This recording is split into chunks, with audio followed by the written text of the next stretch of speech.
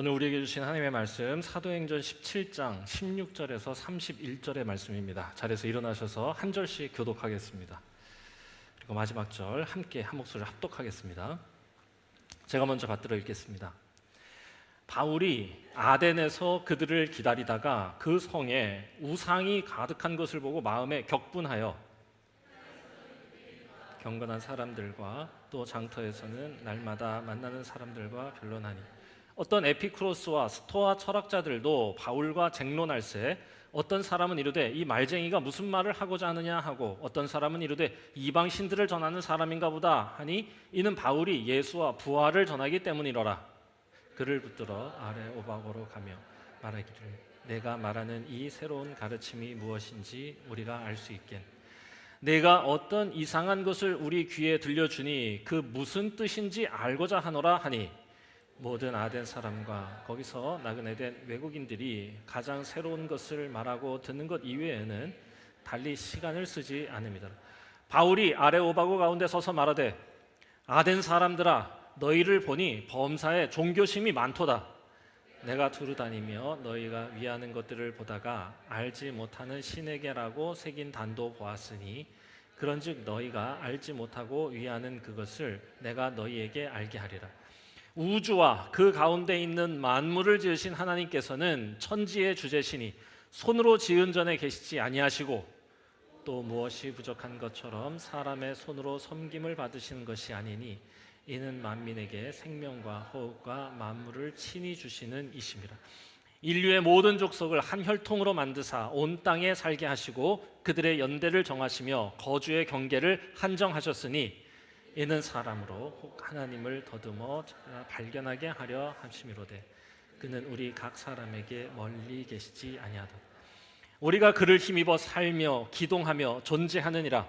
너희 시인 중 어떤 사람들의 말과 같이 우리가 그의 소생이라 하니 이와 같이 하나님의 소생이 되었은즉 하나님을 금이나 은이나 돌에다 사람의 기술과 고안으로 새긴 것들과 같이 알지 못하던 시대에는 하나님이 간과하셨거니와 이제는 어디든지 사람에게 다 명하사 회개하라 하셨으니 이는 정하신 사람으로 하여금 천하를 공의로 심판할 날을 작정하시고 이에 그를 죽은 자 가운데서 다시 살리신 것으로 모든 사람에게 믿을 만한 증거를 주셨음이니라 하니라.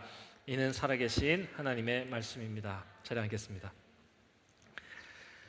성령의 사람 바울에 대해서 지금 네 번째 이야기를 사도행전에서 나누고 있습니다. 오늘 우리가 읽은 이 이야기는 아테네에서 바울이 했던 설교의 내용을 거의 다 담고 있는 본문입니다. 저는 이 아테네에서 했던 이 설교가 현대적 설교의 표본이라고 생각합니다. 저는 그렇게 생각하거든요. 그런데 많은 목사님들이 이 설교를 바울이 가장 실패한 설교라고 말씀들을 하세요. 왜 그러냐? 그런데 그분들의 주장은 뭐냐? 이유는 이 설교에서 예수와 십자가를 전하지 않았기 때문이랍니다. 실제로 예수 십자가란 단어를 못 읽으셨죠. 그러니까 그래서 사람들한테 조롱받았고 아테네에서는 믿는 사람들도 많아지지 않았던 거다. 그러니까 이건 실패한 설교다. 정말 그럴까? 저는 그렇게 생각하지 않습니다. 완전히 거기에 반대로 생각합니다. 매우 훌륭한 설교였다. 아테네 사람들에게 꼭 필요한 설교였을 뿐 아니라 최고의 설교 중 하나라고 저는 생각해요. 바울이 여기에서 예수와 십자가라고 하는 단어를 굳이 사용하지 않은 이유는 우리가 읽은 이 17장에서 바울이요 처음으로 예수와 십자가 하나님에 대해서 전할 때 처음으로 장터에서 전한 겁니다. 그럼 그 전에는 어디서 했냐? 맨날 회당에서 전했습니다. 항상 가는 곳마다 회당에 가서 유대인들에게 전한 거예요. 너희들이 그토록 기다렸던 메시아가 바로 예수 그분이다. 십자가에서 죽으셨지만 하나님께서 부활시키셨다. 이거를 전할 수 있었어요. 그렇지만 장터에서 예수님과 십자가, 구약의 예언을 아무것도 모르는 낯선 사람들에게 처음으로 얘기를 하는 거였습니다. 게다가 거기서 누구를 만나냐? 에피쿠로스, 스토아 철학자들을 거기서 만난 겁니다. 그러니까 이 사람들은요 제법 근사한 말들을 하는 사람이, 오늘 이렇게 말씀해 보니까 이 사람들 호기심이 굉장히 많고 멋진 말 하기를 좋아하는 사람들이고, 말씀해 보니까 뭐라고 돼 있냐, 21절 여기 있는 사람들은 새로운 것을 말하고 듣는 것 외에는 달리 시간을 쓰지 않음이러라. 그러니까 이 사람들 엄청 수다쟁이들인 거야. 엄청 자기네들끼리 엄청 얘기를 하는데 멋진 말들을 같이 이야기하는 사람들. 그래서 이 사람들이 호기심이 많아가지고 물어보고 이쪽으로 와서 좀 알려달라고 해서 거기에서 했던 설교. 그래서요, 이 바울이요, 그들에게 하나님을 전하기 위해서 어떻게 하냐면 그들의 관심사를 건드리고 그들의 논리를 이용하고 그들이 가지고 있던 생각을 흔들어 놓는 방법으로 거기에다 균열을 내야 거기에 하나님이 침투하시니까. 이거 외에 다른 무슨 방법이 있었을까 저는 싶습니다. 그리고 오늘날은 정말로요, 교회가 하나님을 믿는 사람들의 모임이면서 동시에 하나님을 찾는 이들의 공간이지 않습니까? 그렇다면 현대적 설교는 어때야 하느냐?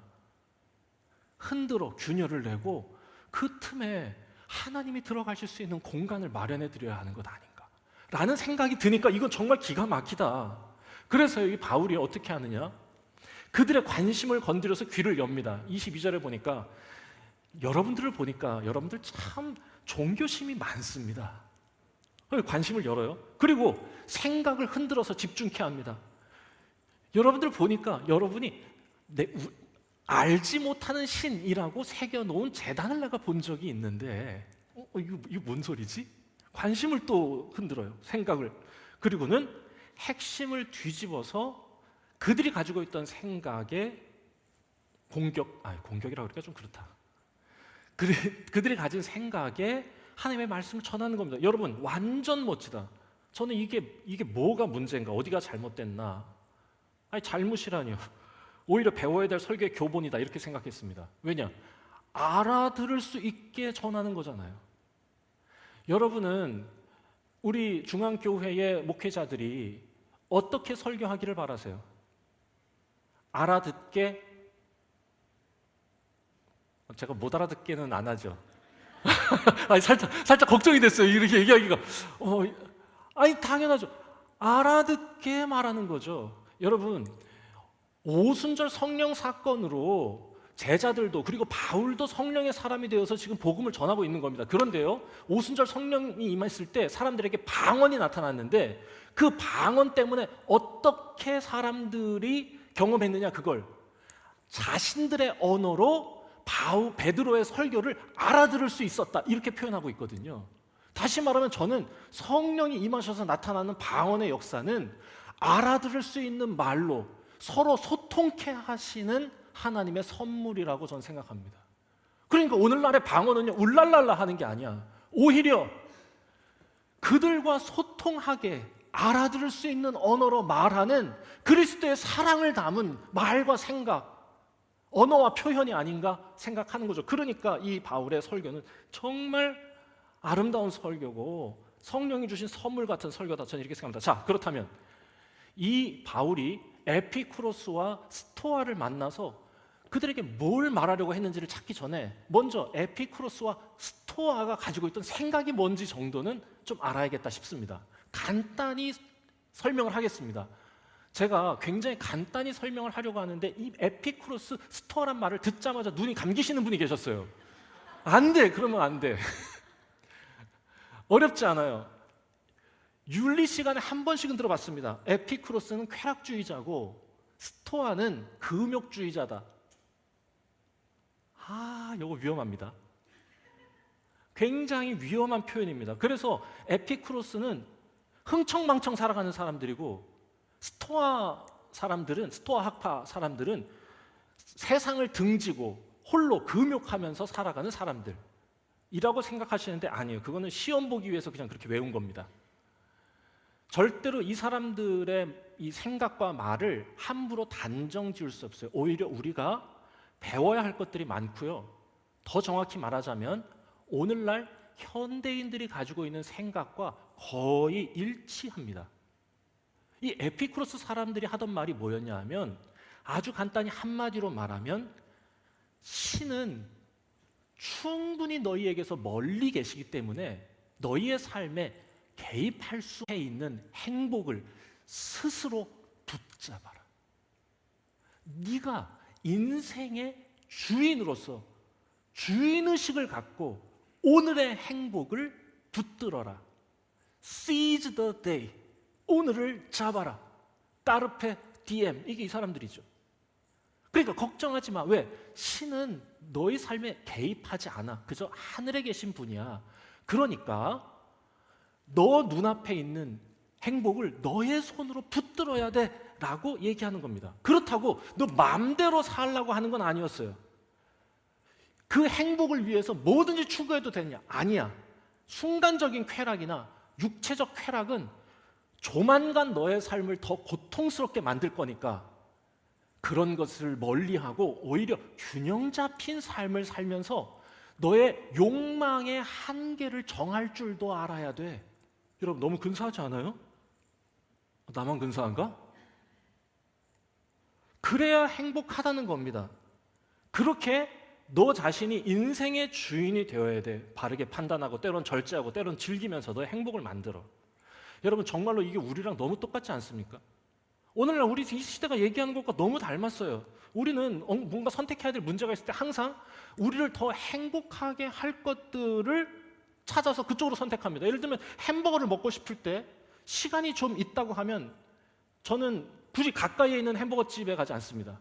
맛있는 햄버거를 사 먹으러 가요. 물론 맛만 신경 쓰는 건 아니죠. 거기에 가격도 있고요. 이동 거리도 중요하죠. 그래서 맛, 시간, 가격 종합적으로 판단해서 무엇이 나에게 더 큰 행복을 줄 것인가. 나는 지금 13,000원을 쓰려고 지금 작정하고 있는데 13,000원을 쓸 때 나에게 가장 큰 행복을 주는 건 뭔가. 내가 먹고 싶은 햄버거는 저기 있는데 너무 멀어. 그건 또 나에게 고통을 줄 거야. 우리는 엄청 복잡하게 생각하면서 더 행복하게 하는 쪽을 선택합니다. 그렇죠? 안 그런 사람 손 들어. 안 그럼 없어. 우리 다 그렇게 선택하고 있습니다. 맞아요. 직장을 선택할 때도 그렇고 일을 하고 중요한 결정을 내릴 때도 가장 중요한 건 뭐냐? 항상 나의 행복이죠. 그래서 YOLO, You only live once. 또 뭐 있어? 까르페 디엠. 오늘의 행복을 잡아라. 뭐 이런 거, 이게 지금 우리 이 시대가 완전 추구하고 있는 가치 아닙니까? 그러니까 눈치 보지 말고 너의 행복을 잡아라고 얘기했던 이 2000년 전의 에피쿠로스는 2000년이 지난 오늘 2024년 이 서울에 다시 창궐하기 시작했다. 그래서요, 어떤 분들은요, 이 시대의 사람들은 새로운 네오 에피쿠로틱이다. 이렇게 말하기도 합니다. 너무 닮았어. 심지어 크리스찬들 가운데서도 교회를 나오고는 있지만 하나님이 뭐 내 삶에 그렇게 개입하나 라고 생각하면서 욜로의 사상에 흠뻑 빠져서 나의 행복을 내가 주인이 되어서 붙잡으려고 하는 생각과 행동에 얼마나 익숙한지 모른다. 에피쿠로틱 크리스찬이다 라고 생각하기도 합니다. 자, 그러니까 이게 에피쿠로스의 생각이었어요. 그리고 또 스토아라는 사람들은 이건 좀 에피쿠로스와 좀 다른 접근을 하는 사람들이야. 에피쿠로스가 행복에 관심 가지고 거기에 집중했다면요, 스토아는요 이성에 집중한 사람들입니다. 인간은 너네처럼 뭘 좋아하는지, 뭐가 날 행복하게 할지 그것만 생각하다 보면 욕망에 끌려다니는 인생이 될 뿐이야. 내 말 들어봐, 에피쿠로스 너희들. 그러면 안 돼. 인간은 이성과 사유를 따라 살아야 돼. 마음의 평정을 찾고 윤리적 기준을 세우고 절제하고 수행하면서 그렇게 살아야 인간은 인간답게 사는 거야. 이것도 멋지게 들립니다. 마치 스토아는 T 같고 에피쿠로스는 F 같고 뭐 그런 느낌도 듭니다. 어쨌건 매우 현대적이야. 그래서 이성과 사유의 삶을 통해 깊은 깨달음을 얻게 되면 우리도 신적 완전을 이루며 살아갈 수 있다. 우리도 신이 될 수 있다고 말하던 게 스토아 철학자들. 네가 그래야 인생의 주인이 된다는 겁니다. 이게 불교의 가르침과도 비슷하고 우리들이 생각하고 있는, 믿지 않는, 심지어 믿는 사람들 가운데도 혼돈하고 있는 생각과 비슷합니다. 이 둘의 공통점이 뭐였냐? 내가 인생의 주인이 되어야 한다는 겁니다. 너가 인생의 주인이 되어야 돼. 신 눈치 보지 말고 행복에 관심 가져. 무엇보다 중요한 건 나라는 것. 그래서 그들은 어떻게 얘기하는 거냐? 완성된 삶의 가능성을 오직 인간에게서만 찾고 있는 겁니다. 그래서 이들의 생각에는 뭐가 없냐? 하나님이 없어요. 하나님의 은총의 가능성이 없는 겁니다. 바울은 이 지점을 얘기해 주고 싶은 겁니다. 사람들에게. 이 에피쿠로스와 스토아 사람들에게 얘기해 주고 싶었어요. 우리는 그럴 수 없는 존재라는 걸 얘기해 주고 싶었던 겁니다. 저는 오늘 우리가 읽은 이 본문의 말씀이 오늘날 현대 네오 에피쿠로틱으로 살아가고 있는 우리들에게도 동일하게 주시는 말씀이라고 저는 듣고 싶고 들어야 한다 생각합니다. 솔직히 이 바울이 이 아테네에서 예수님을 전한다는 게 매우 초라하고 보잘것없어 보였을 수도 있을 것 같습니다. 왜냐하면 아테네는 그 시대에 사람들에게 명성이 있던 아름다운 대도시였고요. 예수님은 저 팔레스타인의 갈릴리라고 하는 가난한 동네에서 목수의 아들로 자란 소박한 젊은이에 불과했으니까요. 그러니까 그 갈릴리의 한 사나이의 삶과 부활을 전한다는 게 낯설어 보였을 것 같아요. 이 아테네는 정말 어마어마한 도시였습니다. 소크라테스, 플라톤이 활동하던 곳이고, 벌써 이름부터 어마어마하지 않습니까? 소크라테스하고 플라톤이 활동하던 곳, 민주주의가 실험된 곳, 그리고 아테네에 가면 아크로폴리스라고 하는 높은 언덕이 있어요. 마치 서울에 남산이 있는 것처럼. 그 아크로폴리스 그 위에 파르테논 신전이라는 게 지어져 있는데요, 지금 2000년이 지난 지금 봐도 입이 떡 벌어질 만큼 아름다운 걸작품입니다. 그 고대 사람들이 가지고 있었던 우주론을 완전하게 담아놓은 예술품 같아요. 그런 도시에서 갈릴리의 초라한 젊은이를 이야기한다. 바울도 아마 그 아테네를 여행하다가 적잖이 놀랐을 겁니다. 굉장한데? 그리고 에피쿠로스와 스토아 학파의 사람들이 대화하고 옷 입은 걸 보면서 이 사람들이 살아가는 삶의 수준을 가늠할 수 있었을 겁니다. 그런데요, 바울은 그런 것에 주눅들거나 흔들리는 사람은 아니었어요. 16절에 보니까 어떻게 시작하냐? 이 바울이 아테네를 돌아다니다가 수많은 우상들을 보면서 격분했다, 이렇게 표현하고 있어요. 매우 절망스럽고 안타깝게 여겼다. 뭘 안타깝게 여긴 거냐? 이 아테네 사람들이 화려한 신전 앞에서, 이 어마어마한 문명 앞에서 멋진 말로 우리는 스스로 삶을 완성해 갈 수 있다고 이야기하고 있지만, 실상은 두려움과 공허를 이기지 못하고 두려움에 사로잡혀 살아가는 사람들이란 걸 간파한 겁니다. 수많은 우상들은 그들이 가진 두려움과 공허가 빚어낸 결과물들이었으니까. 자기가 주인이 되어 살아간다고 하는 것의 이면은 스스로 그 두려움과 공허를 견디고 해결해야 된다고 하는 과제와 연결되는 겁니다. 그래서 그들에게 꼭 얘기해주고 싶었던 거예요. 그래서 오늘 이 설교문으로 그들에게 얘기하는 건데, 제가 조금 다르게 번역해 봤습니다. 귀를 열고 한번 들어주세요. 아까 우리가 같이 읽었지만 저도 읽으면서 무슨 말인지 모르겠더라고요. 알아듣게 전하겠습니다. 아테네 시민 여러분, 제가 보니 여러분은 모든 면에서 종교심이 참 많아 보입니다. 제가 이곳저곳 여러분이 세워놓은 신전과 제단을 보다 보니 알지 못하는 신이라고 적어놓은 제단도 있더군요. 바로 그분이 누구인지 제가 알려드리겠습니다. 그분은 우주와 그 안에 모든 것을 창조하신 하나님입니다. 그분은 하늘과 땅의 주인이셔서 사람이 만든 신전에 갇혀 계신 분이 아닙니다. 또 그분은 무슨 부족한 것이 있어서 우리의 도움이 필요한 분이 아니라 오히려 그분이 우리에게 생명과 호흡과 모든 것을 주시는 분입니다. 그 하나님은 우리 인간을 만드시고 온 땅에 살게 하셨고 우리가 이 땅에서 살아갈 시간과 공간을 정해주신 분입니다. 우리가 이렇게 유한한 존재로 살아가는 이유는 우리로 하여금 우리가 사는 날 동안 더듬어 하나님을 찾게 하시려고 하신 것입니다. 우리가 하나님을 더듬어 찾으려 하면 우리는 반드시 그분을 만나게 될 겁니다.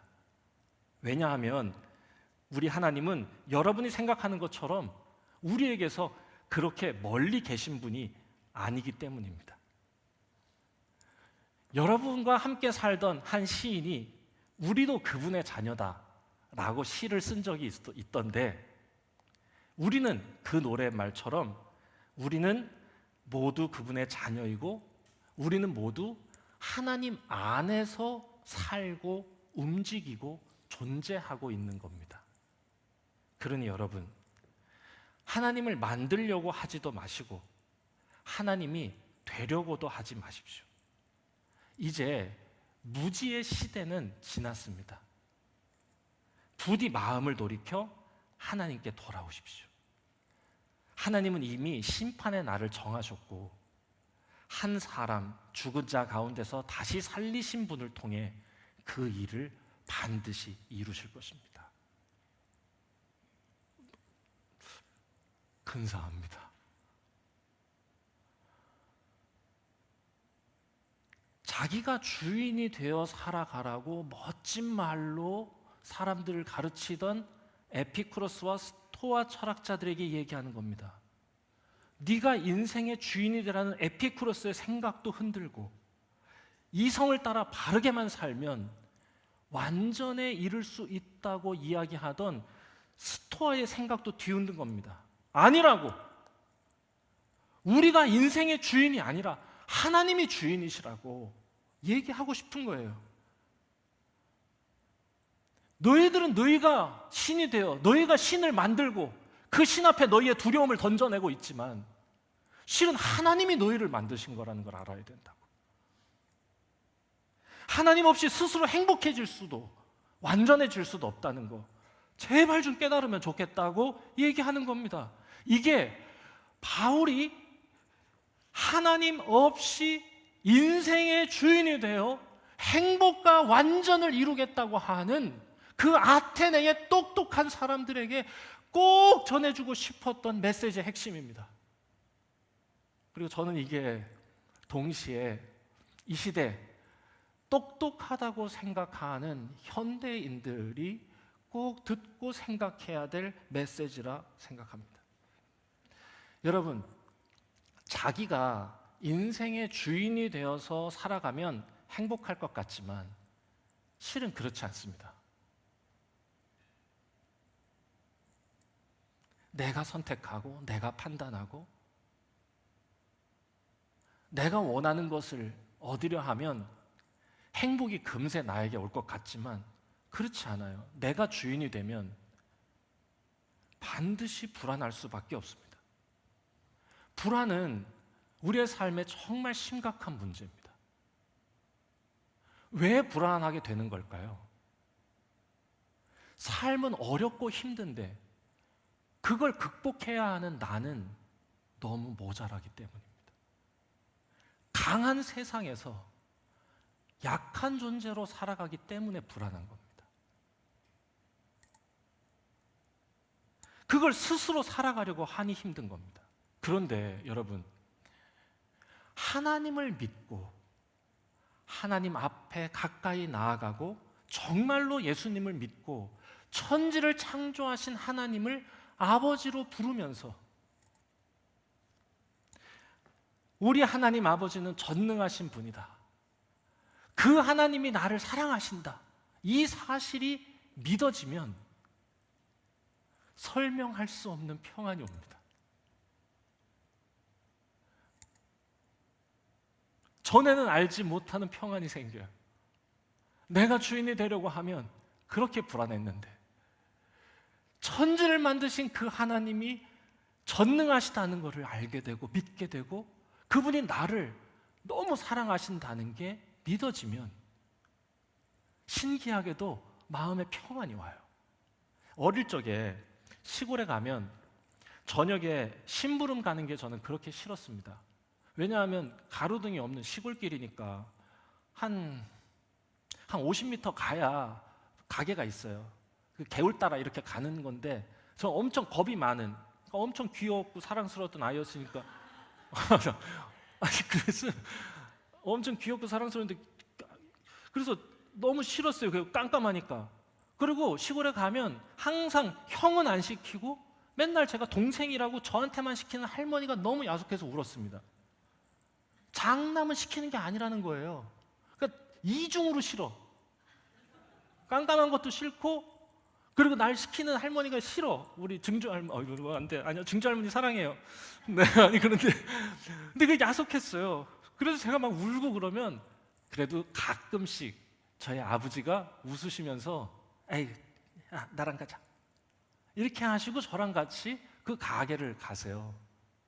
뭐 특별한 얘기를 우리 아버지는 그렇게 막 저 뭐라 그래야 돼? 살갑고 이런 분이 아니셔. 얘 나랑 가자. 이러고 그냥 가시는 거거든요. 아무 말 안 해. 그런데 같이 가면요 하나도 안 무섭습니다. 뭘 해주는 것도 없어. 내 손도 안 잡아주셔. 항상 나보다 5걸음 앞에서 걸어가셔. 그런데 저는 그 뒤에 막 이렇게 쫄쫄쫄쫄 하고 가는데요 1도 안 무서워요. 든든합니다. 이유는 하나죠. 아버지가 계시니까입니다. 저희 아버지 65세에 대장암 3기 판정 받으셨습니다. 그래서 대장 38cm 잘라내셨습니다. 처음에 대장암 3기 판정 받으시고 병원에 누워 계신데 제가 옆에 가만히 있었어요.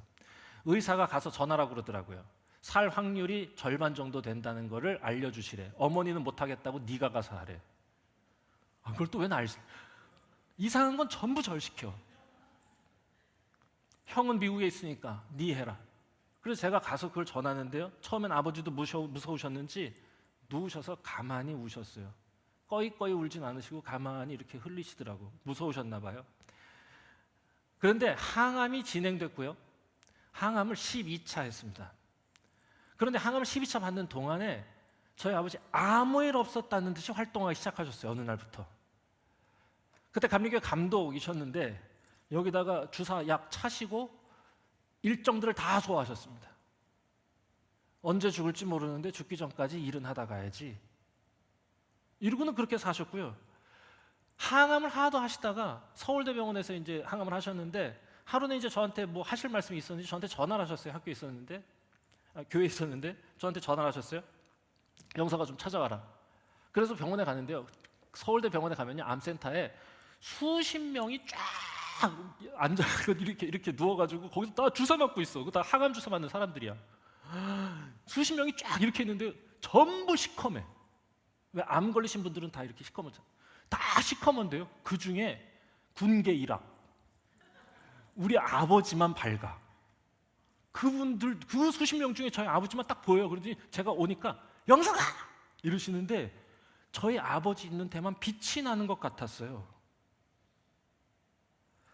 지금 와서 생각해 보니 우리 아버지는 정말로 하나님을 믿으신 겁니다.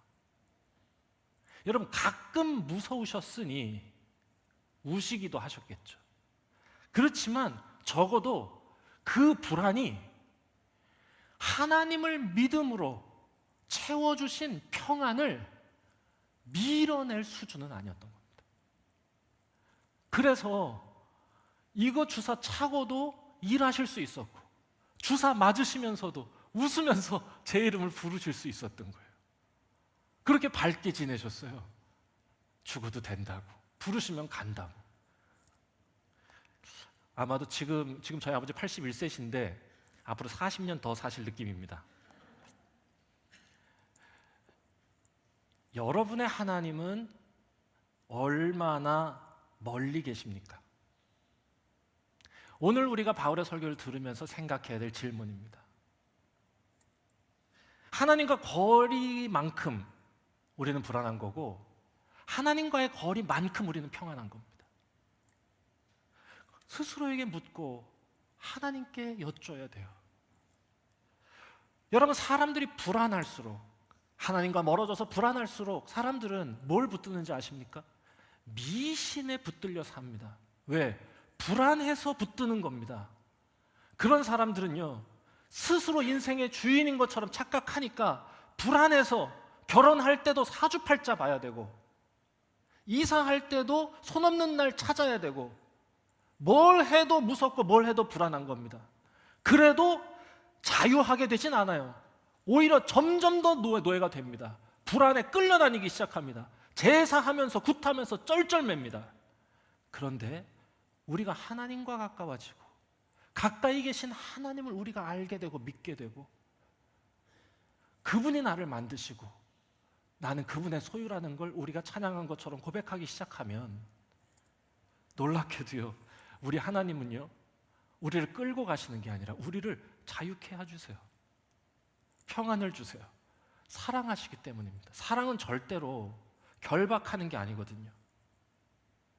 그래서 우리가 진짜로 예수를 믿으면 우리는 사랑하는 사람과 결혼합니다. 사주팔자 맞는 사람과 결혼하지 않아요. 우리가 정말로 하나님을 믿으면 아무 날이나 갑니다. 내가 봐서 좋은데 내가 가고 싶은 날 가요. 얼마나 자유합니까? 굿하지 않아요. 제사하지 않아요. 여러분, 하나님의 은혜가 얼마나 우리의 삶에 개입할 수 있는가?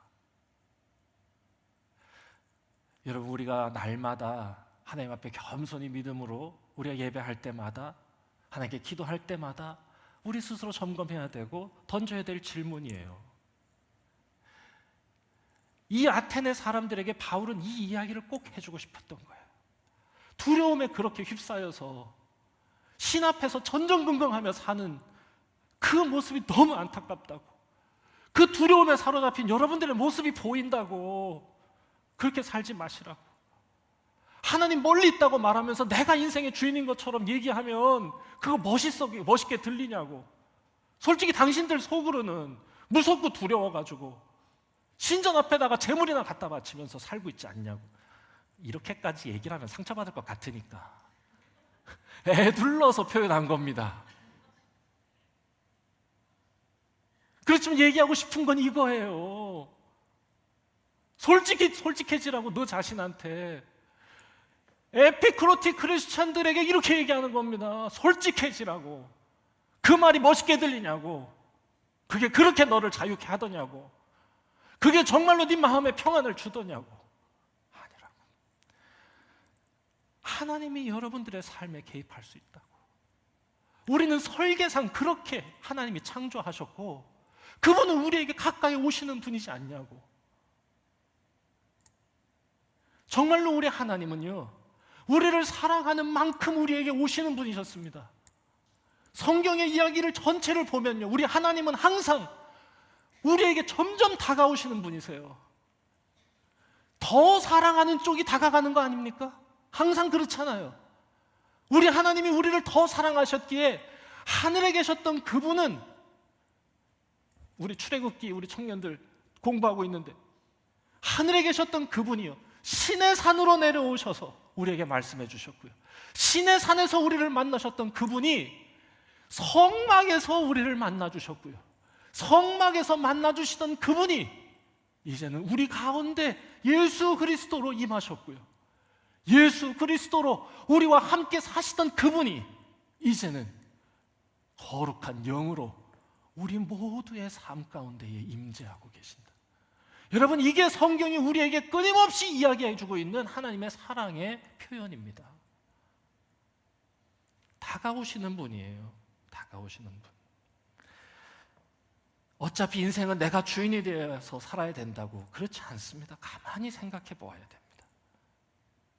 내가 주인이 돼서 결정한 것 같고, 내가 노력해가지고 얻게 된 것 같지만 그렇지 않아요. 다 하나님의 인도하심과 도우심의 결과입니다.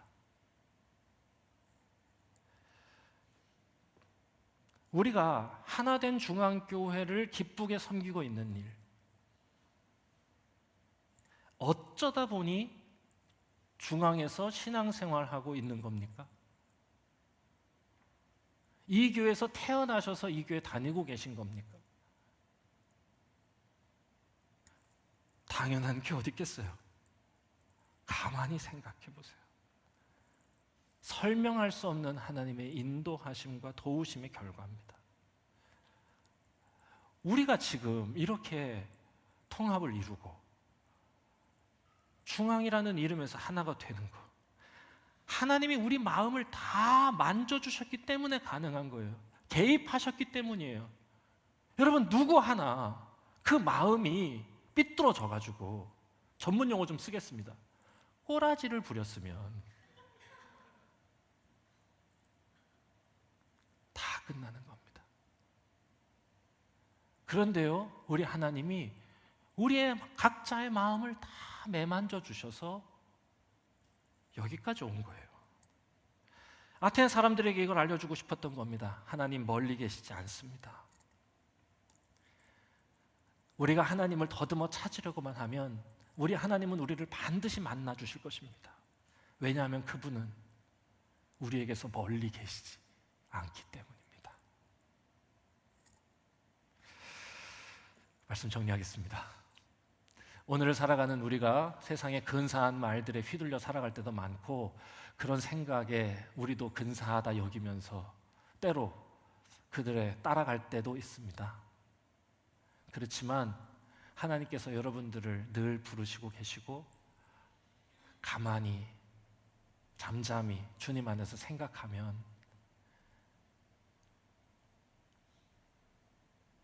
그들의 말이 아니라 하나님의 말씀이 맞다는 걸 알게 되실 겁니다. 특별히 오늘 이 자리에 예배하고 있는 모든 젊은 사람들, 모든 젊은 사람들이 세상의 근사한 말들에 휘둘리기보다 우리를 창조하신 하나님, 그분의 은혜와 사랑을 알고 겸손하게 그분 앞에서 살아가는 우리가 됐으면 좋겠다, 이런 생각.